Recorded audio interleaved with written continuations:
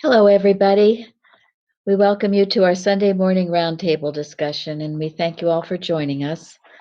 It's Sunday, June 14th, 2020, and this is the Plainfield Christian Science Church Independent, Plainfield, New Jersey, the United States of America. And we're very glad you could join us today. We will start with our morning prayer. Mrs. Eddy's words about angels, page 306 of miscellaneous writings. When angels visit us, we do not hear the rustle of wings, nor feel the feathery touch of the breast of a dove, but we know their presence by the love they create in our hearts. Oh, may you feel this touch. It is not the clasping of hands, nor a loved person present. It is more than this. It is a spiritual idea that lights your path. The psalmist says, "He shall give his angels charge over thee." God gives you his spiritual ideas, and in turn they give you daily supplies. Never ask for tomorrow. It is enough. The divine love is ever-present help. And if you wait, never doubting, you will have all you need every moment. What a glorious inheritance is given to us through the understanding of omnipresent love.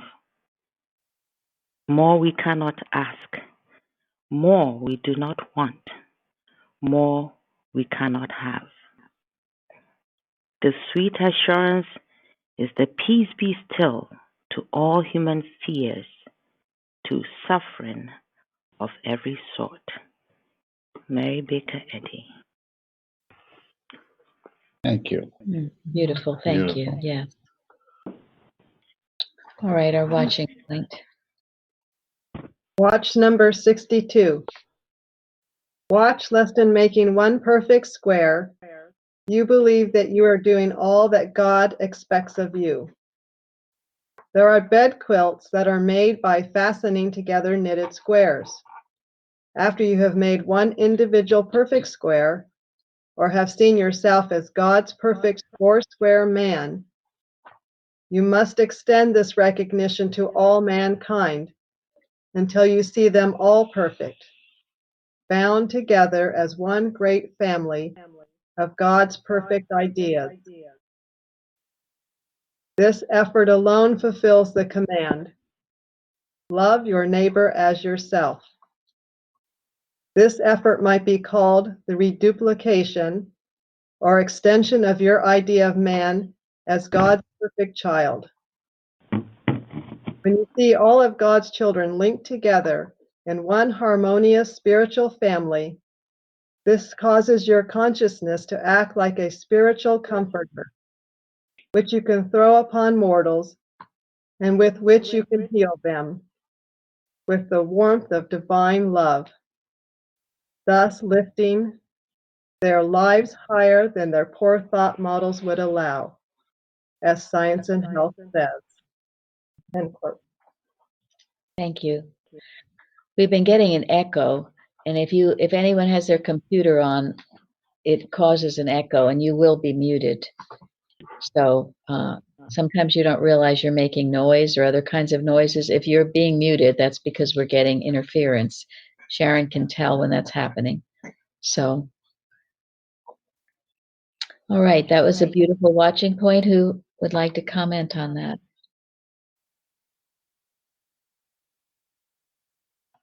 Well, after the testimony given on Wednesday about this watch and their appreciation of it, it really caught my heart, and I used it all the time when I would think about things that were going on in our country, especially these horrible divisions.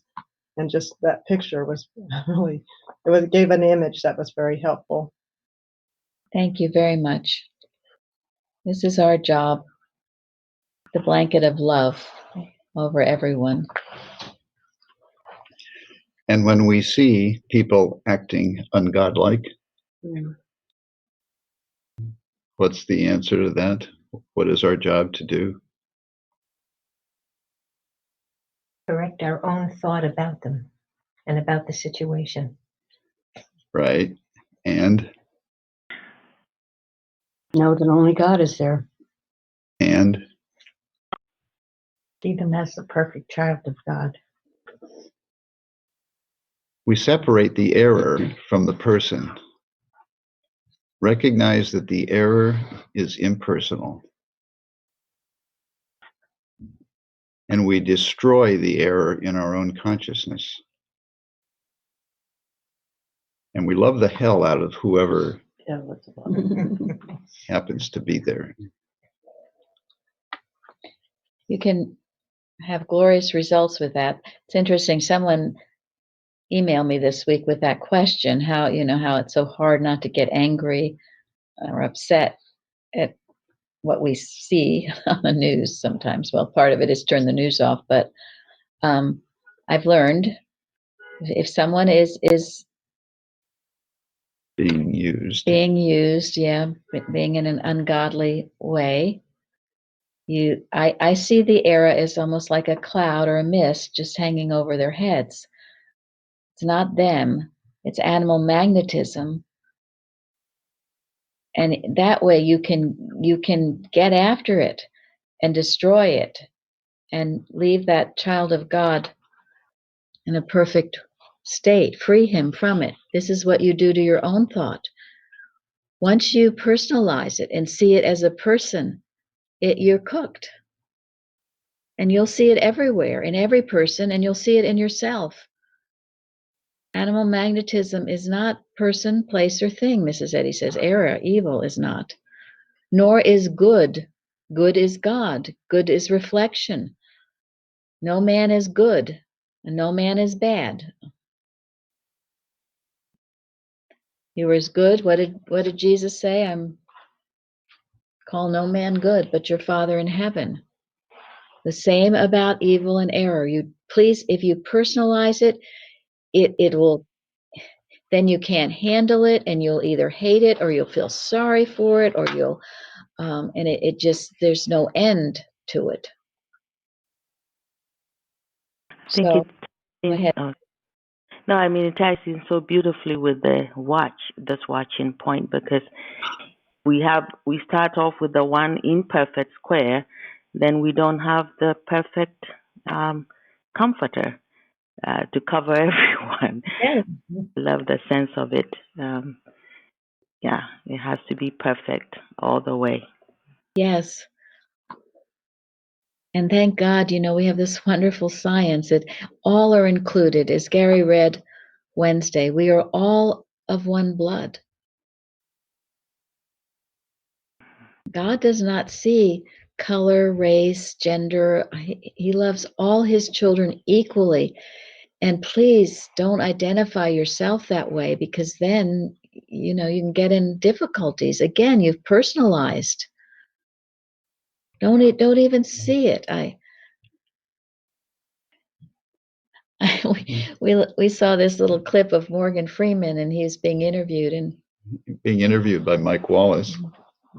Mike Wallace was asking him, well, do you like having a Black History Month? Morgan Freeman said no. Morgan Freeman asked him, you want a White History Month? The guy said, well, I'm Jewish. So Morgan Freeman asked him, you want a Jewish History Month? He said no. And he asked Morgan Freeman, he says, well, what do we do about racism? And Morgan Freeman said, stop talking about it. Stop calling me a black man, and I'll stop calling you a white man. Isn't that true? I mean, really, let's stop talking about all people. That's the truth about us. We're all one with God. We are. And the more we talk about it and go into it, and that includes, the history too. And Mrs. Eddy talks about it in the lesson. This is such a beautiful lesson that Amanda wrote on angels and subject, God, the preserver of man. And in citation 9 in Science and Health, all forms of error support the false conclusion that there is more than one life. That material history is as real and living as spiritual history. That mortal error is as conclusively mental as immortal truth, and that there are two separate antagonistic entities and beings, two powers, namely spirit and matter, resulting in a third person, mortal mind, who carries out the delusions of sin, sickness, and death. Delusions, my definition, a fixed, dominating, or persistent false mental conception, resistant to reason with regard to actual things or matters of fact. When you're deluded, you think something is real that's not real and you argue for it. Now, if you want to have a material history, let's all just think about it. We're just terrible. Oh my goodness, everything was just awful. And it was just terrible. And let's talk about it and think about it and dwell on it. And I say, okay, if that helps you, go ahead. But you know darn well it doesn't. You're just putting logs on the fire. Our history is spiritual. And even throughout, no matter how bad you might think your material history is, God has been with you, and it's led you up to a certain point. And can't you see that? This is something, I mean, Luann talks about a lot in her testimonies. Luann had the human sense, a terrible past. But what'd you do, Luann? I had to work through forgiveness, for one thing. But then I had to just let it go. There is, that past doesn't belong to me at all. And that was the right answer. And that is what freed you. It Yes. doesn't belong to you. I don't identify with that at all. At all. That is so wonderful. She is the daughter of the King. You all are sons and daughters of the King. Claim it. Your ancestry, Mrs. Eddy says, what does she say your ancestry is? The beautiful, pure, and good. Beautiful, good, and pure. Yes. I cannot claim any better ancestry than that. I mean, my human past was kind of a mixed bag, but some good, some maybe not so good. But I prefer just to say, okay, I'm a daughter of the King. My ancestry is the beautiful, the good, and the pure. All right, let's go with that one, and let's think about that. And that frees you of any past bad inheritance or terrible things that happened to you. Going through the law case, being sued, all that wasn't always a bowl of cherries. And after it was all over, one thing Bruce used to tell us and say, and we would tell ourselves, get over it. Get over it. Don't dwell on it. It's a new day. Don't drag it around with you. What happened to Lot's wife when she looked back? Turn to salt. And what does God say about the past? Give it to God him. requested Regret that the past. He requires it. Give it up to him. And after a while, if you really work on this is the renewing of your mind. And after a while, those things that were so grievous will just fade away. And I mean, sometimes maybe you still remember them, but they do no longer have that sting and no longer the bitterness, because you're only hurting yourself. And this is true individually and collectively. And the time you could be spent with the Father, achieving great and wonderful things, you're going around and around and around with stuff that's only dragging you down. something Mrs. Evans used to say, if it wasn't good, it never happened in Divine Mind. And that helped me very much. Yes. Mhm. And it's true. Go ahead, Michael. I I wanted to add something, but with some caution to what is being said here, is just that I do understand Mrs. Eddy was involved in, I think it was the with prohibition, just dealing with wanting to like outlaw alcohol, and then also with women's voting rights. And I mentioned that just because I think we're talking about like the absolute spiritual reality, but at the same time, there was some practical work being done in this so-called material world. And I think that distinction needs to be pointed out as well, that there has been progress and it has been made by the actual doing of whatever needed to be addressed, whether it be the rights of women or other people. And so I guess the important part is, with everything that's being said, is that it's the thinking behind what we do that is the most important foundation to what we actually do in the so-called material world. Well, your your point is that all of this is totally practical. The way you think correctly about things is totally practical. Because we all do have one Father. Call no man your father upon the earth, for one is your Father which is in heaven. Yeah, that's absolute. But it's also totally practical. And whatever you have to do in your so-called human experience to enforce God's law, you do it without reservation, without fear, without trepidation, because in fact, there aren't two worlds. They're in the spiritual world and in the that's right. material world. There's only one world. We see it materially because we see it darkly. We see through the glass darkly.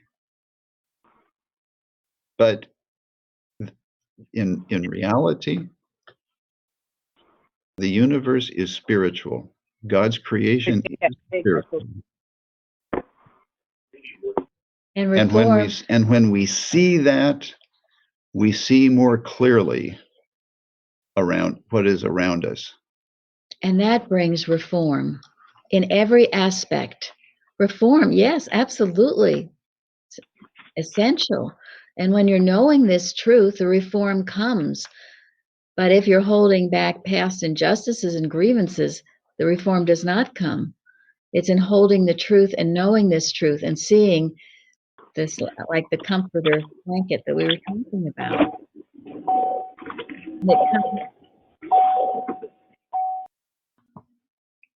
But I think to Michael's point, it's like with Plainfield, they really have benefited tremendously hearing all the history of the law case and the fights that went on and the steps taken to move out of it. And I think he can correct me if I'm wrong, but I think that was all that Michael was saying, was that you can't pretend something doesn't happen and expect it to get fixed. So the law case gives me an understanding why Christian Science went downhill over the last century. Not Christian Science, but the attendance, or whatever you want to call it, or the practice thereof. And because the way Plainfield practices is totally different than anybody else. And this is what Mrs. Eddy says in the second edition, 1878, Science and Health. And it's a little maybe different, but what she says is, quote, "The students of metaphysical healing may destroy their positions as scientists by falsehood, dishonesty, sensuality, malice, etc., in which case their practice, if they have one, becomes mesmerism and no longer metaphysics, with a capital M. Such students can never reinstate themselves in metaphysical science except by repentance, reformation, and restitution," unquote. So she's saying that they have to recognize what they were doing wrong, then they have to repent, they have to reform, but they also there has to be a payback. I mean, does it have to be in dollars and cents? No, but I think the payback is that when you see the people as spiritual, it pays back for when you didn't see them as being a spiritual person. Well, God forbid if anyone thought I was telling everyone to just ignore this whole problem. No, this is not this is not pie in the sky at all. No, this is No, I mean we can't ignore. But as the Bible, 2 lessons ago, it said clearly, if we repent and then we change our ways, which is obeying God's laws, He will heal our land. This, to me, that's what should be going on, and what I think is going on, like where everybody the world over is recognizing what has been wrong. Therefore, individually as well as collectively, as well as on government levels and everything, do recognize what has been wrong, correct it practically, and then God is here. We follow as He commands. He alone commands. Thank Exactly. you. And it's individual. Charity? I think too, Mrs. Eddy, when Michael was speaking to what she did it with her pen. She wrote and she submitted, and she was always writing about the movement for women and for equality with all people with her pen. Yes. She was very influential in the women's suffrage movement. Absolutely. And also an abolition, all of these things. She was a reformer, and we should be too. Absolutely. There should be no question about that. And we go over and over and over about repenting and changing. So please don't misunderstand that point. I wasn't making it today mainly because what I'm talking about is rehearsing evil and error over and over and over and keeping it alive and burning. That's detrimental. And that is not helpful. If it were, I'd say do it, but it is not. And so how do you not do it? You not do it by knowing the truth and seeing there's been tremendous reform throughout the years. All of that seems to go by the wayside. There's more to be needed. So we build on that. Carol? That's what I was going to say. It's the prayer behind it that brings along the change. It's the prayer behind it. It's the work that's done behind it. Like you just said, the reforming, the right within our own selves, and then seeing it for others and for the whole movement. But it's the prayer that has the power. It's not marching or doing anything. It's the prayer that's got the power. Yes, and that's because God is our preserver. God is the only cause and effect. When we have God in our hearts, we can do very powerful things for mankind. This is not something that a secular government can fix. Okay? This is something that if the church would do its job, the church could fix it. Because what other answer is there? There's no other answer. And divine science, Christ Christianity, is the answer. And it's available for every single person everywhere, without exception, all people. And I want to get into now this angel thought. It's most important in the golden text. Lillian, you want to read it? Thinkest thou that I cannot now pray to my Father, and he shall presently give me more than 12 legions of angels? Christ Jesus. How many is 12 legions of angels? It's thousands. A lot. Yeah, a legion is in the ancient Roman army was 3,000 to 6,000 people. So you times that by 12. It's a lot. Under what circumstances was Jesus saying this?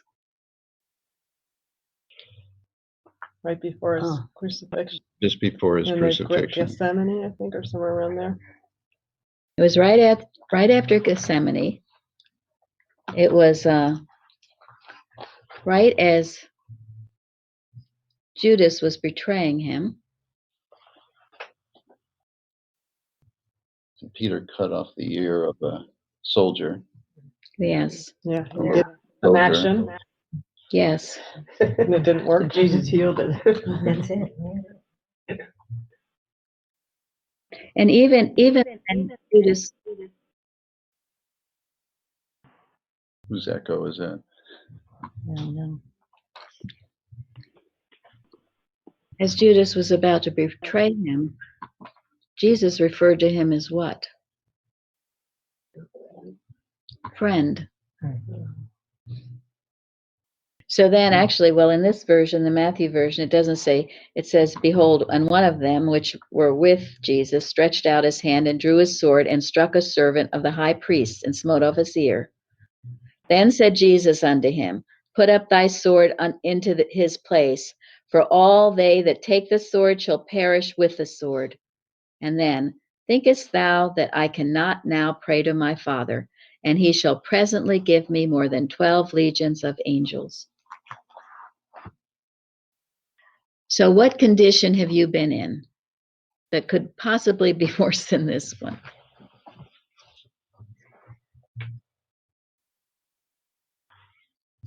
And the point of this whole lesson is to remember that those angels are surrounding you. That's your recourse. And as I said, it doesn't matter who you are, where you've been, what your background is, as long as you've been, living a Christly life as you know how.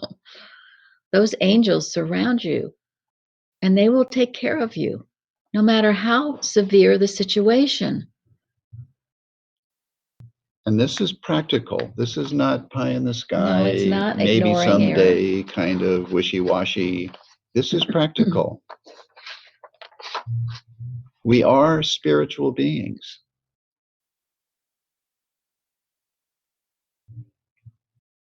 What I love about what I'm learning here too is that only God knows the heart, and there's so much dissension and accusations and this rehearsal of this history, and only God knows everybody's heart. And Yes. and if we listen to these words or get carried away with it, which I have done in the past, it takes you down a rabbit hole. But with this, if you really turn to God, he knows the heart of everybody, and you cannot accuse or assume anything. That's or right. decide who's going to fix what.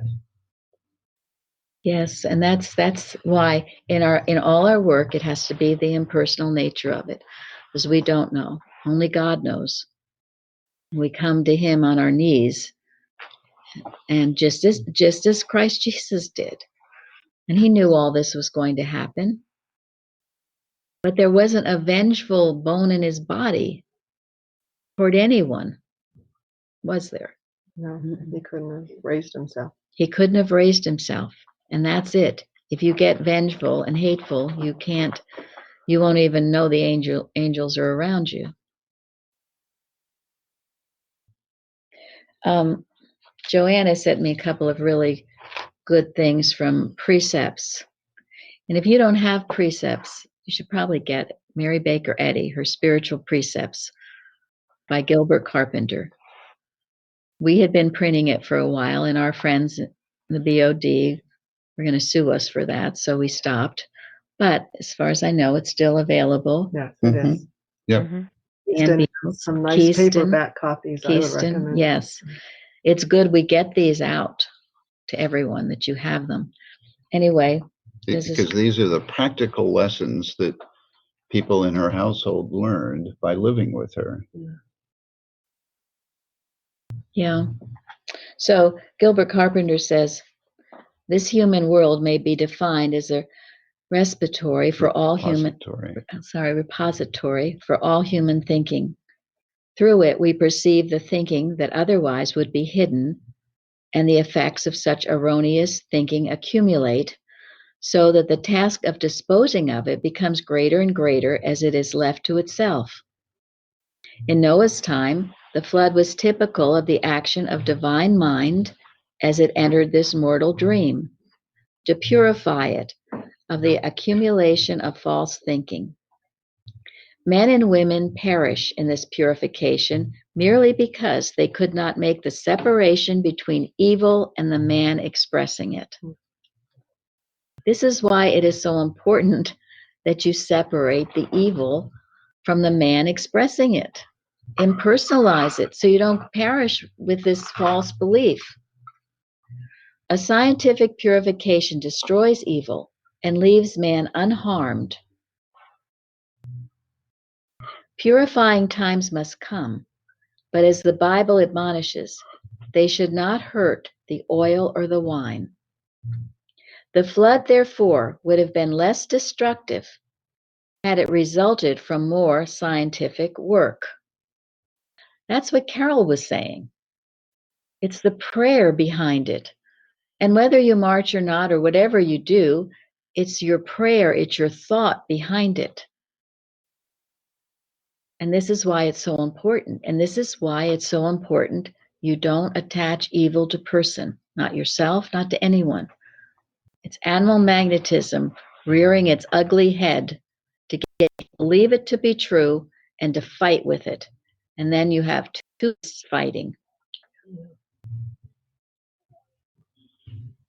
And nobody ever wins that fight. No one does. I think I'm going to just tell briefly, occasionally I have these very, very vivid dreams. I mean, they're more than dreams. I'm not awake at the time, but they come as messages. And a while ago, I had a dream that I was driving down a beautiful country road. There were all these beautiful churches, spirals. And then suddenly I came upon this huge, huge, very dark, horrible looking building. And I don't even know what to give the name of it. It was like the House of Horrors. It said it was Satan's church. Satan's church. I don't like to give it the name church. It was so awful. It convulsed me. I stopped. It was just, and anyway, that woke me up and I was like in a cold sweat. And I thought about it a lot because I thought, to me, those beautiful churches on the side of the road, their light seemed to be going out. That was the Christ consciousness. And as the light went out, then this other thing rose up. So not too long ago, again, I had another dream. And this was sort of taking off where that one left. And in my dream, I'd been listening to the news, and suddenly the voices suddenly became like the voice of Darth Vader. It was like, whoa. And I could see it was some horrible hypnotic voice working. And I told, Parthens, he's our friend in Colorado. Anyway, I told him about it, and he said, well, we're going to have to go to that dark place and confront it. So he came out here, and we got in Jeremy's pickup truck In the dream. And we went searching for this dark place. And, I had no idea where it was. And I did get the thought, because in hypnotism and illusion, that sometimes things appear and disappear and appear and disappear. I thought, well, maybe it's been around. We just haven't been able to see it. And with that thought, suddenly this thing loomed up. And it was horrifying, but we knew we had to confront it. So we got out and we approached it, and it was hard to approach. We got through that first door, and through that first door was this horrible voice, like Darth Vader, just horrible. And it was accusing. It was the tormentor, and it was accusing. And it was particularly accusing the three men. Jeremy and Gary was with me, and Parthens. And I think it wasn't so much accusing me, mainly because first I was a woman, a female thought. Mrs. Eddy says that's more spiritual. I'd been in the practice a long time. I've been handling these thoughts for many years. And so, but I sprouted these wings, and I put the men under my wings. It was just the 91st Psalm came to me. In the secret place of the Most High. So those voices stopped attacking the men, and the men were, hardly able to move because they were so fierce, accusing them of every past thing they'd ever done, every suggestion. So then we got through the next door, at which point I was just exhausted. I was pretty much useless. And I said, look, the man had to go on without me. And what they found and what I could see, there were no people in this horrible place. It was like these huge computers, and they were droning out voices. And the voices, and I had this dream in the middle of the pandemic, the nameless nothing, as I like to say. So the voices were saying, "You're sick, you're going to die, don't touch anything," and all was going on and on and on, and in this horrible voice. And along with that horrible voice were the cries and the anguish of people. Just unbearably so. That was the worst part of it all. And so we realized we had to dismantle, and we had to dismantle these machines, this voice. It had to come down. So Jeremy, our computer guru, he went in and he got on his knees and he just worked on this. I don't know how long it took. My dream, it was, took a while, but he figured out how to dismantle it. And this whole building, and it was a huge building. There were just, I don't know how many, there were hundreds and hundreds of these machines with these voices going out the whole world over. So with every machine he dismantled, the droning voice got a little quieter, and so did the cries and the anguish of mankind. And Parthens and Gary watched him do it, and they were able to do it. So they went through the whole place, dismantling, until suddenly there was this hush, and it was over. And that song that the choir, the chorus had sung, it's called the Transfiguration. It just came into my head, and that line, will rise. And then the reign of man. Yes. Then the reign of mind shall commence on earth. Then the reign of mind shall commence on earth. And man will walk transparent like some holy thing. Now, and then after that, I woke up. I forgot to say too, in that first entranceway, when the men were being so attacked, there were all these dead bodies all over the place. In other words, people had tried to approach and to dismantle this thing before, but they couldn't get past that first accusing voice. They were murdered. Yeah, the voice murdered them, you could say, that voice. So this, my friends, is what it is all about. It is this accusing voice. Revelation calls it the tormentor, day and night, day and night. And you see, we have been tested. Joe wrote this in her forum. We are tested. First, we had the pandemic, and everybody, fear, and the voice droning at you. Fear running rampant. Then we get tested again with our economy, our supply. Are we gonna? Everybody out of work. Yeah, what are we gonna do now?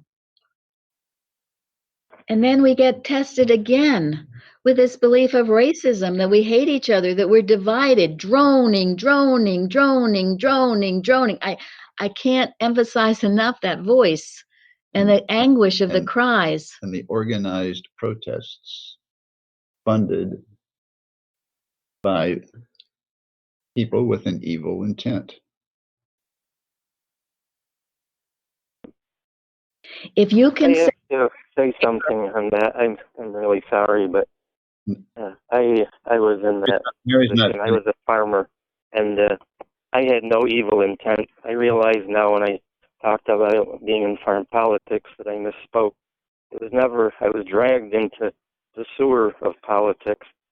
But the reason my sister, I had no intention. I had no idea in my life of helping anybody. I was so selfish, it was ridiculous. But my sister, for some reason, was always out to help the underdog, and which was me. She always helped me as the underdog. She protected me, and somehow she taught that to me, and I am so grateful for that. So I looked out for my fellow man. We had plenty of money. That wasn't about the money. We did it because of the moral principle. It was always the moral principle to us, and nobody funded us. We spent $400 a month on phone bills out of our own pocket trying to help people. So and this is where that other voice comes in, is to accuse the good people of being the bad people. We knew from, because I watched the movie Gandhi, and I had tremendous respect for Martin Luther King, but I didn't know anything about him. But they based all their things off of Jesus and peace and love, and we refused. If we were going to get beat up at a protest, we couldn't raise our hands, we couldn't raise a finger. That was our mantra. So we were the good guys, and the people on the other side, called the socialists, and et cetera, to paint us black and red, actually paint us red and destroy our whole character. That's all they cared about, was destroying our character, because we were trying to help blacks, women, Rainbow Coalition, Jesse Jackson, we were for president, et cetera, et cetera. Sorry. All right. Well, and what is? I mean, I agree, except you can't personalize the error. And you're 100% right. The thing I forgot to add was that I didn't ever understand how we made it through all that. You want to talk about fear? I mean, we had so much fear because we were going up against these big entities, and I think there was two things. I always thought it was our moral integrity, which is a God's attribute, protected us, but now I realize that this was going on at the same time that you folks in Plainfield were going through your battles, and that's where I think the prayer comes in, because maybe that's what made us aware to even do anything, number one, and number two, it was, I totally believe now that was a big part of the protection, because I had no God, so somebody else had a God that protected me. Well, and there you are. Just imagine how effective you would have been had you had a right understanding of God. Well, that's why I became a Christian Scientist, exactly, because I failed doing it in the material world. But the thing was that if I hadn't taken that step, I wouldn't be here. Well, but you didn't, Mike, and God was with you through that whole time, protecting you. Those were the angels. But And God always does. Go ahead, please. Yes, at a certain point, people go with what state of thought they are at, the stage of thought they are at. If you don't know this, for me, is the only way to solve anything, this Christian Science way understood. That's what cuts across anything. So, with people doing what they think is right, like Kara said, if you think what your motive is right, whatever form it's taken at that point, I don't think can be absolutely, discarded or destroyed like that. I think it's the stages and state of thought at the time why people do things is what matters. But in the end, it's only this right understanding. Sometimes I wonder how long it took for people to understand that the world is not flat. Maybe a long time, I'm sure. Yes. So right now, what we need is prayer for the correct view of man to be seen the world over. Yes. And feel we're doing the best we can. That's God, it. And exactly right. Exactly right. Those Except are the that angels. Mrs. Eddy warns us that sometimes evil is some people's highest sense of right, because the people who are paid to throw bricks at windows and to set fire to cars In churches. and churches are not They may think right. And Jewish are not synagogues. doing right. No, it's not. Right. They attack synagogues Yeah. too. Yes. But the error always destroys itself. And again, not to personalize it. And you see it as coming as this voice. And that was the point of my dream. It's animal magnetism, a voice that accuses, that makes you think right is wrong and wrong is right. And that's what mesmerism does. And that's what mesmerism does. Yes. And that is based on this science, because over and over and over again, Mrs. Eddy calls it illusion, hypnotism. It's hypnotism. And just as even that horrible building was a hypnotism, when all this stopped and the voices stopped, the building disappeared. There was nothing left of it. The voice had stopped. It needed to be dismantled.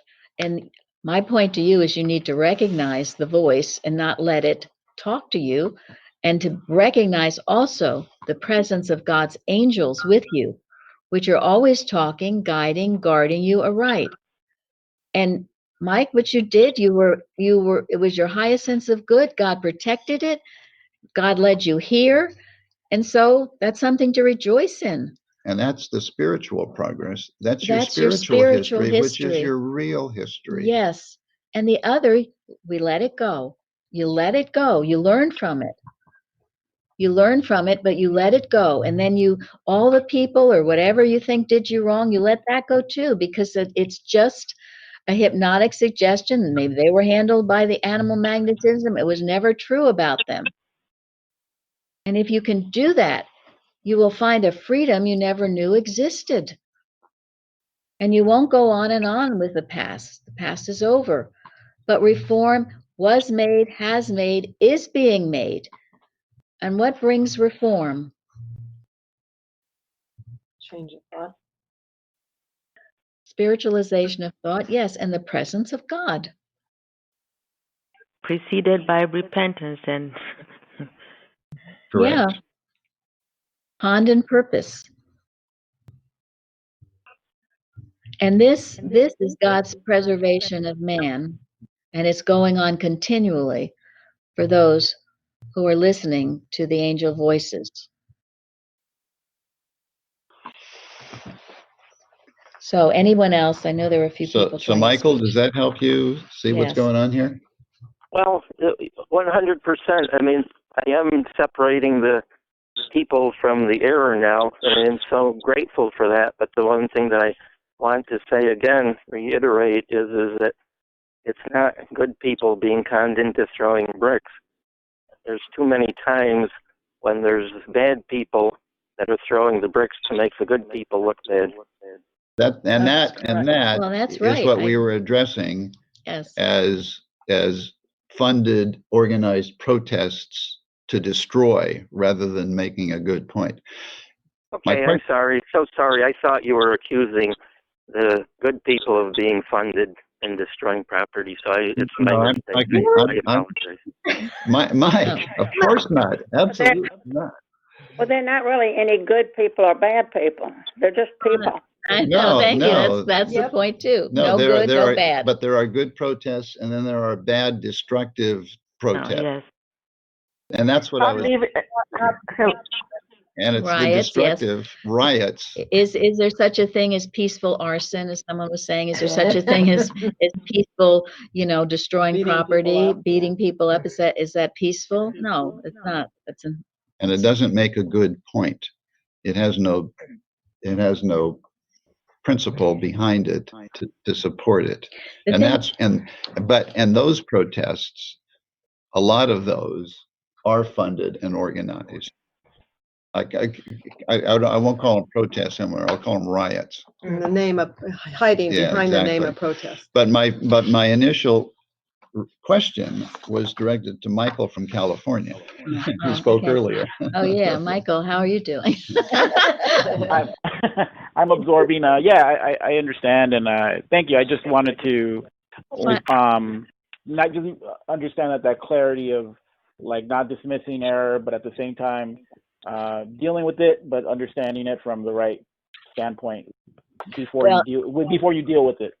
Well, and that's very important. I wouldn't never want anyone to misunderstand. And that's one of the things of Mrs. Evans' statement. If it wasn't good, it never happened in divine mind. I wondered how in the world you could make that statement because I knew all these things had happened to me.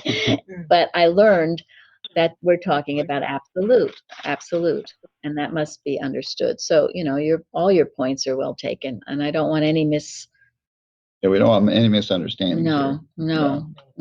No. So, Because Jesus' prayers were righteous protests of truth, conscientious protests of truth. That's the only kind of protest. And we should all have those kind of protests in our heart. you. That's right. That's our protest. Okay, let us So protest. if people understand Christian Science, then they can know the right thing to do. Exactly. Thank you. Yeah, that's a great word for protest. Thank you. That is our protests. So, well, I could go on for 5 hours over this lesson. There was so much in it. I'm sorry we didn't get to it all, but it is time. And we will end with Martha Wilcox, Angels. Martha Wilcox. Angels are as real as any other part of God's creation. It is remarkable how often divine ideas and divine experiences appear in our human consciousness as angels, and how often we are unaware of them as being angels. In the general sense, we think of angels as disconnected from God and as external to our consciousness. But in truth or fact, angels are divine mind's powerful impressions of good appearing in the human consciousness. These angel visitants come to us as a still small voice within us. They come as great enlightenment, as an unfoldment of truth. They come as a surprising thought or conviction, as just the right thing to say or to do. As a rule, angels come suddenly, but in a timely way. They usually come as promptings or as restraining intuition. Isaiah portrayed the appearing of angels to our mentalities when he wrote, "Thine ears shall hear a word behind thee, saying, This is the way, walk ye in it, when ye turn to the right hand, and when ye turn to the left." Isaiah 30. To those mentalities in tune with the divine mind, these angel visitants, divine ideas, or experiences are innumerable. They are incidents of every hour and are the privileged lot of every individual. God's goodness is impartial. He does not withhold anything from us. These angels of his presence are something which we, in our ignorance, are withholding from ourselves. Miracles do not just happen. When we change our inmost thought to accord with the angels of his presence, this puts into operation spiritual law, which causes the externalization of that which from the beginning has already been bestowed. Thank you. Thank you all for joining us for a very lively roundtable today. Thank you. Thank you. Thank you. Excellent. Thank you. Thank you.